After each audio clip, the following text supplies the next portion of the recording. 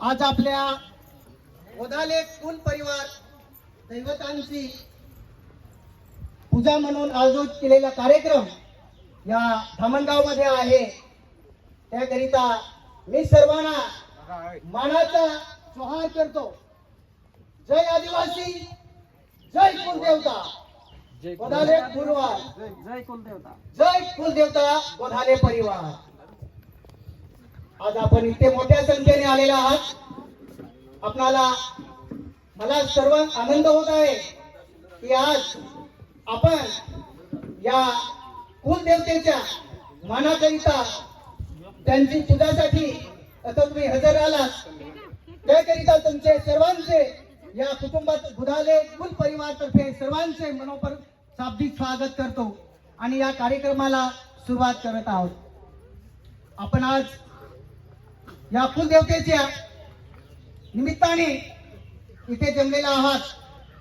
आपला जरी कुटुंब छोटं असलं तरी फार संख्या मोठी वाटते, कारण आपला कुलदेवता ही कुठे आहे, कुठे लपलेली आहे ह्याची जाणीव आजपर्यंत नव्हती। उदाहरण धरला तर मलाच माहित नव्हतं। मी काही वर्षापूर्वी इथं यायचो आणि बघितलेलं होतं, परंतु आज या कुलदेवतेचं आज नवीन पूजन, नवीन देव बांधणी झालेलं आहे। याकरिता इथल्या धामणगावातील माझे कुटुंब यांनी फार परिश्रम केलेला आहे। त्यांनी आपला मुलाचा वेळ देऊन आपल्याकरिता या कुलदेवतेची बांधणी करत असताना त्यांनी मोठं योगदान दिलेलं आहे। त्यात मी नाव सगळ्यांचे घेऊ शकत नाही, परंतु गुलाब साहेबांचं इथे फार मोठं योगदान आहे। त्यांनी मोठा हातभार लावून आपणाला एकत्र आणण्यासाठी इथे हा कार्यक्रम आयोजित करीत आहेत। गुलाब साहेब, तुमचे मनोपूर्वक मी तुमचे कौतुक करतो। तुम्ही असाच कार्यक्रम करत राहा। तुम्ही नक्कीच असाच कार्यक्रम करत राहा। नक्कीच आपला गोधाले कुटुंब एकत्र येईल आणि मोठ्या संख्येने मोठा कार्यक्रमच होईल। आज आपण थोड्या संख्येने दिसलो तरी चालेल, परंतु उद्याचा कार्यक्रम हजारोच्या संख्येने आपण नक्कीच करू असं मी तुम्हाला मोठं आश्वासन देत आहे।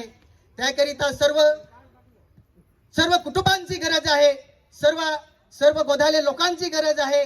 आपण एक झालात तर सर्व काही होईल। याकरिता सर्वांनी मेहनत करणे गरजेचे आहे। आज या कुलदेवकाकरिता आलेले सर्वजण मोठ्या संख्येने आहात। तुमचे मी मनापूर्वक कौतुक करतो की या अशा कार्यक्रमाला तुम्ही आलात आणि मोठी संख्या दाखवली। इथला धामणगावच्या लोकांना देखील वाटलं असेल आपलं कुल कुठे लपलेलं आहे, ते आज शोधलं। कुणाला निरोप दिला असेल, कुणाला फोनावर बातमी गेलेली असेल, कुणाला पत्र गेलेलं असेल, तरी देखील तुम्ही आज याथे हजर आलात। फार फार तुमचे धन्यवाद, फार फार तुमचे कौतुक करतो। आता आपण थोड्याच वेळात इथे आपण ज्या कामाकरिता आलेला आहेत, ज्या कामाकरिता आले म्हणजे आपण देवतांची जाणीव किंवा देवताची ओळख करून घेणार आहोत। देव सगळ्यांना माहीत नाहीत, देव कुठले आहेत, कसे आहेत, सगळ्या कुलामध्ये असतात, परंतु आज आपल्या गोधाले कुलामध्ये आपले दडपलेले देव आज आपण इथे ओळख करून घेणार आहोत। आपले वरिष्ठ तसेच आपले पूर्वजांनी लपून जपून ठेवलेले असे आपली देवता आपल्याला आपले काही वरिष्ठ आहेत, आपले पूर्वज आहेत, ते त्यांची ओळख करून देणारच आहेत। मी सांगतो, देवता ही प्रत्येकांची असते, परंतु आपला गैरसमज होतो। हे गैरसमज दूर करून आपण या कुलदेवतेकरता यावं आणि प्रत्येक टायमाला हजर राहावं असं मी तुम्हाला मनाची विनंती करतो। यावेळी नाही तर पुढच्या टायमाला नक्कीच या असं मी तुम्हाला एकदा पुन्हा विनंती करीत आहे। धन्यवाद।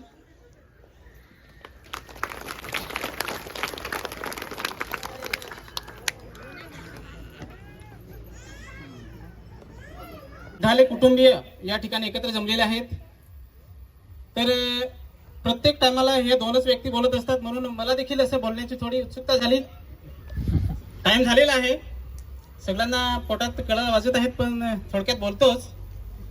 आतापर्यंत आपण ऐकलेलं आहे गोधाले कुटुंबियांचे कुलदैवत हे दामणगाव या ठिकाणी आहे. मी अतिशय लहानपणापासून जवळजवळ आता मला 40 पार झाली, पण खरोखरच हे धामणगाव या रूटने मी गेलो होतो, पण पाहिलेलं तर बिलकुल नव्हतं, म्हणजे आज शिरलोच नव्हतो. आज खरोखरच माहिती पडते की या ठिकाणी आपले दैवत आहेत, कुलदैवत आहेत आणि त्यांची पूजा अर्चा कसे कोणत्या पद्धतीने केली जाते ही खरोखरच आताच्या पिढीला हे जपून ठेवण्याची गोष्ट आहे. आता समोरच आपले वाजंत्री पडलेले आहेत, अतिशय पारंपरिक पद्धतीने वाजंत्री ती वाजवली जातात. परंतु आता जर आपण सांगितलं की याच्यातल्या आता तरुण पिढीने कोणीतरी एक वाजवून दाखवा, नाही उमगत कुणाला, का आपल्या संस्कृती लोप पावत चाललेल्या आहेत. खरी जाणीव आताच्या तरुण पिढीला करून द्यायची आहे. वडील आपले आजोबा पंजोबा खापर पंजोबा त्यांनी हे आतापर्यंत जपून ठेवलं. आता साहेबांनी सांगितल्याप्रमाणे साहेब सांगितल्यापेक्षा दादाच सांगेन, त्यांनी सांगितल्यापेक्षा जसं सांगितलं त्याप्रमाणेच अतिशय वाढ वडिलां परजित त्या लोकांनी एकत्र येऊन या ठिकाणी हे कुलदैवत जपून ठेवलेलं होतं. आज माझ्यासाठी हा नवीनच प्रसंग आहे. हिरवा आणि हिमाय यांनी सांगितल्याप्रमाणे आपल्या व्हॅलिडिटी म्हणजे जी जात पडताळणी आहे त्याच्यामध्ये हा शब्द विसरला जातो. हिरवा आणि हिमाय म्हणजे काय, तर मला देखील या गोष्टीची कल्पना नव्हती. आता हे सांगतात त्याच्याप्रमाणे आणि अगोदरच जसे आपले भगत आतापर्यंत आहेत, आता गेलेत, मोठे मोठे भगत गेलेत, पहिला शब्द हेच काढायचे की हिरवा आणि हिमाय. थोडक्यात हिरवा म्हणजे काय, हिरवा म्हणजे काय, हिरवा म्हणजे पूर्ण निसर्ग. आता आपण चौहीकडे आपण बसलेलो आहोत, मी मोठा माणूस नाही, परंतु एक माझी संकल्पना मांडण्याचा प्रयत्न करतो. हिरवा म्हणजे पूर्ण निसर्ग, हिरवागार, हिरवळ याला म्हणतात हिरवा. आणि कोणत्या ना कोणत्या स्वरूपात त्यांनी हे एकत्र जपून ठेवलेलं आहे. म्हणजे एक निसर्गाचे एक दैवत म्हणून त्यांनी इकडे जपून ठेवलेले आहे. निसर्ग कोणत्या पद्धतीने मेंटेन करायला पाहिजे, कोणत्या पद्धतीने सावरला पाहिजे, एका वस्तुस्थितीमध्ये त्यांनी जपून ठेवलेलं आहे. आपल्या वडिलोपार्जित परंपरेने जपून ठेवलेलं आहे. त्याचप्रमाणे हिमाय म्हणजे काय, हिमाय आपण म्हणतो, हिमायचं सांगितलं तर आपण दव म्हणतो, हिम पडलं दव म्हणतो. दव म्हणजे आपण त्याला सांगतो ना, काय पडला तो, थार पडला. आज तर फार थार पडेल आहे, आज पाला भरा लागेल. संकल्पना हिमाय, जेव्हा पाऊस पडेल तेव्हा आपण शेती करू, जेव्हा पाऊस पडेल तेव्हा आपण शेती करू. थोडक्यात मला सांगायचं काय आहे, आदिवासी संस्कृती ही पूर्ण निसर्गावर अवलंबून आहे. आदिवासी हा जंगलाचा या जनजमिनीचा राजा आहे. म्हणूनच त्याला आदिवासी हा शब्द आपल्या आधीपासून वास्तव्य झालेला माणूस म्हणजे आदिवासी. हे दोन आपले कुलदैवत आहेत. जर ही सृष्टी पावसामुळे हिमामुळे ही सृष्टी पूर्ण निसर्गरहित झालेली आहे, एकदम हिरवीगार झालेली आहे.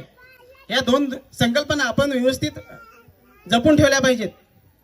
आता गोधाले सांगितल्याप्रमाणे गोधाले परिवार, हे गोधाले परिवार नाव कसं आलं असेल, एक मी साधी संकल्पना माझ्या मनातून सांगतो. गोधाले, गो म्हणजे काय, गो म्हणजे गाय. आता आपल्या आदिवासी परंपरेप्रमाणे गायीला फार महत्व आहे, कारण गायीचं आलेलं बसड म्हणजे आपलं नांगराला वापरणारा बैल. या पद्धतीने आपल्या नावाला सरनेम आलेलं आहे सुरुवातीपासून. म्हणजे आयुष्याच्या जे माणसाच्या जीवन जगण्याचा जी पद्धत आहे, कसून खाणारी पहिली प्रॉपर्टी म्हणजे काय, जमीन असेल तर बैल पाहिजे. बैलाने आपण शेती करू शकतो. आताची नवीन ती फॅशन आलेली आहे की आपण ट्रॅक्टर वगैरे, परंतु जो शेतकरी आहे त्याच्याकडे एक ना एक तरी जोडी बैल राहिलाच पाहिजे. आता म्हणतात ना, आता आपण पावसाळ्यात तर आपण ट्रॅक्टरने शेती करतो आणि उन्हाळ्यात मग आपल्याला शेण पाहिजे राब करण्यासाठी. मग शेण येणार कुठून, ट्रॅक्टर तर देणार नाही. म्हणूनच आपण शेतकरी आहोत आणि शेतकऱ्यापुढे एक ना एक बैल गाय म्हणा काहीतरी राहायला पाहिजे, त्यालाच आपण शेतकरी म्हणू शकतो. तर प्रिय बंधू भगिनीनो, या ठिकाणी मला 2 शब्द बोलण्याची संधी दिली आणि माझ्या मनातल्या भावना मी व्यक्त केल्या. या ठिकाणी मला एवढंच माहिती होतं, फक्त माझ्या बारकपाडा, मी ॲक्च्युली कुर्जे बारकपाडा साहेबांनी सांगितल्याप्रमाणे आमचे आजोबा, आता माझी वरिष्ठ मंडळी इकडे बसलेलीच आहेत, हे आमची बारकपाडची पूर्ण एकच आजोबांची ओळख झालेलीच आहे आणि करून देतील पण. तरी पण एकदा सांगू इच्छितो, याच धामणगाव परिसरातून आमचा आजोबा, आमचा खापर पंजोबा म्हणता येईल त्याला, आमचे आजोबा म्हणजे आमची तिसरी पिढी, गेलेली तिसरी पिढी, त्याच्या अगोदरची जी चौथी पिढी होती ती याच पाड्यातील होती, याच पाड्यातील पिढी होती. आणि आमचे आजोबा खापर पंजोबा म्हणजे इथंच एक्सपायर झाले. मग आमची जी आजी होती, आजी ठाकरे कुटुंबियातील होती ना, ठाकरे कुटुंबियातील होती, आमच्या बारकपाड्यातील.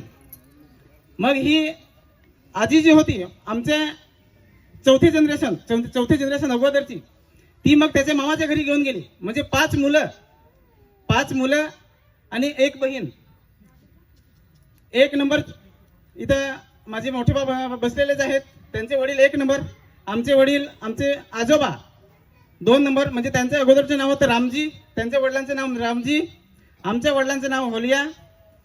आणि आमचे दादा तिथे बसतात, सगळे नवीन जनरेशन आहे. सुरेश गोदाले म्हणून आहेत, त्यांचे आजोबा जेठे, एक आहे चैत्या. आणि च्या पैलूवर म्हणजे कुटुंब आणि समाज या विषयावर माझे विचार मांडणार आहे. कुटुंब सुसंस्कृतीची शाळा. प्रत्येकजण शाळेत जातो, मात्र हे कुटुंबाची शाळा काय असते? कुटुंब ही समाजाची सर्वात लहान आणि महत्वाची इकाई आहे. आई, वडील, बहीण, भाऊ आणि आजी आजोबा यांच्या सहवासात आपण केवळ जगत नाही, तर जीवन कसे जगावे यांचे संस्कारही शिकतो. आपल्या भारतीय संस्कृतीत कुटुंबाला कुटुंब व्यवस्था म्हणून ओळखले जाते, जिथे प्रेम, विश्वास आणि एकमेकांना भावनिक व आर्थिक आधार दिला जातो. आजच्या धावपळीच्या युगात आपल्या कुटुंबातील सदस्यासोबत संवाद साधणे, एकमेकाच्या सुखादुःखात सहभागी होणे ही काळाची गरज आहे. आणि मग समाज काय आहे? मग समाज आपल्याला काय देतो? एक मोठी कौटुंबिक व्यवस्था. माणूस हा सामाजिक प्राणी आहे. कुटुंबातून बाहेर पडल्यावर आपण ज्या वातावरणात राहतो तो म्हणजे समाज, जेथे आपण घेणे ही आपली नैतिक जबाबदारी आहे. आपला परिसर स्वच्छ ठेवणे, शेजाऱ्यांशी प्रेमाचे संबंध ठेवणे, गरजूंना मदत करणे, यातून सामाजिक बांधिलकी जपली जाते. कौटुंबिक आणि सामाजिक समतोल मग कसा साधायचा? मग आजच्या बदलत्या काळात कुटुंब व्यवस्था कमकुवत होत चाललेली आहे, ही चिंतेची बाब आहे. कौटुंबिक वाद आणि ताणतणावात टाळण्यासाठी एकमेकांना समजून घेणे आणि त्याग करण्याची तयारी असणे हे महत्वाचे आहे. एक सदृष्ट कुटुंबच एक भक्कम समाज घडवू शकतो. याचा अर्थ असा आहे की आज आपल्या वडिलांनी जी काय त्यांच्या मनामध्ये आलेली संकल्पना होती की बाबा एवढ्या वर्षापासून आपला देव बांधणी झालेला नाही आणि ह्याच्यानुसार आपण एक समाज एकवटला पाहिजे आणि आपण सर्वांना एकत्र पाहिजे, ह्याची आम्ही सुरुवात केलेली आहे. आणि या सुरुवातीसाठी मी आपले माननीय गुलाब गोधाले यांचे पहिले तर सर्वात आभार मानतो की त्यांनी स्वतःची संकल्पना आणि त्यांच्या आजूबाजूच्या कुटुंबांनी आणि आम्ही सर्वांनी मिळून आज या संकल्पनेला आम्ही सुरुवात केलेली आहे. आणि आज आपण हे एवढूशा ह्याच्यातून आज आपण आपला पूर्ण जसं देव बांधलेला आहे तसं आपण आता कुटुंब सुद्धा आपण बांधत पुढे जाणार आहोत. आणि ह्यासाठी सर्वांना मी शुभेच्छा देतो आणि माझे 2 शब्द संपवतो. धन्यवाद.